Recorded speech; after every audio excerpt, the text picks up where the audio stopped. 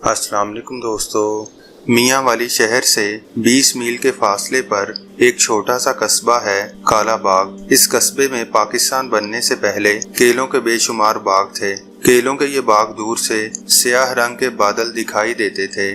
स्याह रंग के इन बागों की वजह से इस शहर का नाम काला बाग पड़ गया। इस खित्ते की वजह शोहरत काला बाग डैम है। कालाम से दरियाए सवात निकलता है जो सारा साल बहता है। नौशहरा पहुंचकर ये अफगानिस्तान से आने वाले दरियाए काबुल में शामिल हो जाता है। अटक में ये दोनों दरिया दरियाए सिंध में मिल जाते हैं। अटक से काला बाग तक पानी को जखीरा करने की कोई जगह नहीं। काला बाग एक कुदरती डैम है। यूं समझिए बना बनाया डैम है, इसलिए लागत कम आएगी और महज 4 साल की मुद्दत में मुकम्मल हो सकता है। 1984 में जनरल ज़ियाउल हक ने काला बाग डैम की तामीर शुरू करवा दी। उस दौर में एक दिलचस्प वाकया पेश आया और ये डैम हमेशा हमेशा के लिए कंट्रोवर्सी का शिकार हो गया। हुकूमत ने सर्वे के लिए एक बरतानवी कंपनी हायर की थी। इस कंपनी के नोटिस में ये बात आई कि 1929 में दरियाए सिंध में एक खौफनाक सैलाब आया था, जिसकी वजह से नौशहरा शहर पानी में डूब गया था। ये अंदाजा लगाने के लिए कि नौशहरा शहर में कितना पानी आया था और उसकी सतह क्या थी, कंपनी के लोग शहर में चले गए। कंपनी ने शहर का अंदाजा लगाने के लिए मुख्तलिफ मकामों पर निशान लगाने शुरू कर दिए। ये निशान देखकर नौशहरा में ये अफवाह फैल गई कि अगर काला बाग डैम बन गया तो सारा शहर पानी में डूब जाएगा, और कुछ लोगों ने इस इशू को उठा लिया और यूं काला बाग डैम की तामीर रुक गई। 1984 से आज तक बेशुमार हुकूमतें आईं। इन्होंने काला बाग डैम बनाने का ऐलान किया। ये हुकूमतें खत्म हुई लेकिन काला बाग डैम ना बन सका। पाकिस्तान को काला बाग डैम के फवायद क्या हो सकते हैं? माहिरीन का ख्याल है कि अगर ये डैम बन जाए तो मुल्क को सालाना 30 अरब रुपए की आमदन होगी, जबकि 30 अरब रुपए के करीब हमारा ज़र मुबादला भी बच जाएगा। हमारा बिजली का शॉर्टफॉल 4000 मेगावाट है। ये डैम हमें 4000 मेगावाट बिजली भी फराहम करेगा। हम इस डैम में 70 लाख एकड़ मुकाब फीट पानी जमा कर सकते हैं, जिसका फायदा लाजमन हमारी ज़राअत को होगा। हमारा 2,30,000 एकड़ मुकाब फीट पानी सालाना समंदर में ज़ाया हो जाता है। इस डैम से ये पानी भी बच जाएगा।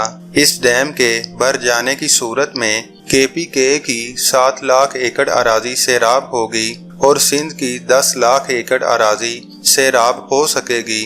दुनिया भर के माहिरीन ये दावा कर चुके हैं कि इस डैम से नौशहरा को कोई खतरा नहीं है। इससे सिंध की ज़मीनें भी मुतासिर नहीं होंगी।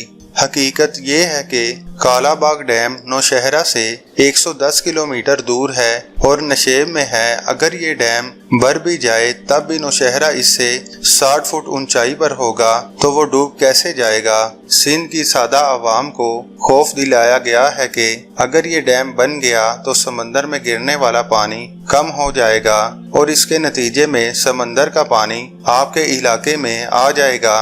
हकायक ये हैं कि हमारा 90% पानी समंदर में ज़ाया होता है। समंदर में गिरने वाला पानी अगर 50% कम भी हो जाए तो ये आलमी मयार के मुताबिक होगा और काला बाग डैम से सारा पानी नहीं रुकेगा। समंदर में एक माकूल हद तक पानी गिरता रहेगा।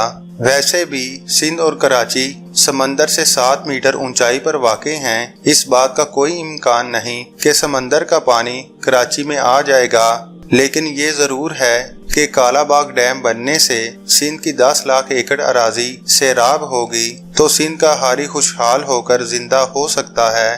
बाज़ कुव्वतें ठान चुकी हैं कि पाकिस्तान को काला बाग डैम बनाने से रोकना है। ये डैम पाकिस्तान को एक रोशन दौर में दाखिल कर सकता है।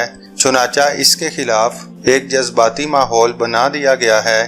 बाशा डैम को काला बाग डैम का मुतबादिल बनाकर पेश करना भी इसी मज़ाहमती बयानिए का एक हिस्सा है। हकीकत ये है कि दोनों में कोई तकाबल ही नहीं। काला बाग डैम हमारी 17 लाख एकड़ अराजी को सैराब करेगा और बाशा डैम से डंग की 2 नहरें नहीं निकल सकती, क्योंकि वो पहाड़ी इलाका में वाक़े है। निकल भी आए तो किस काम की?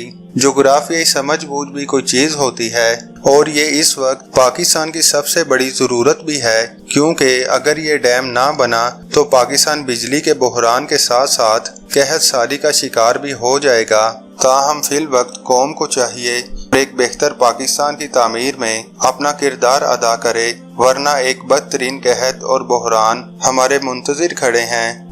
آج کی ویڈیو بس یہیں تک تھی۔ اگر آپ کو یہ ویڈیو پسند آئی ہے تو لائک اور شیئر کریں اور ہمارے چینل معلومات کا سفر کو سبسکرائب کریں۔ آپ کا بہت شکریہ۔